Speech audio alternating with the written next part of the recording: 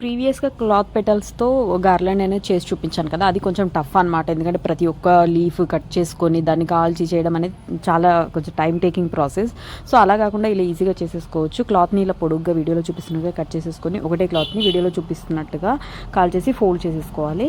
Fold చేసేసుకొని ఒక సూది దారంతో కుట్ చేసుకున్న తర్వాత లైన్‌గా ఉంటాయి కదా! సో, వాటిని కొంచెం డిస్టెన్స్ అనేది చూసుకొని కొంచెం దూరంగా అనుకోవాలి. అనుకుని తర్వాత రౌండ్‌గా ఇట్లా ఫ్లవర్ లాగా కనిపించేలాగా రొటేట్ చేసుకొని రెడీ చేసుకుంటే చాలా అంటే సింపుల్గా అయిపోతుంది గార్లాండ్ అనేది. అండ్ ఎన్నైనా రెడీ చేసుకోవచ్చు అనమాట చాలా ఈజీగా.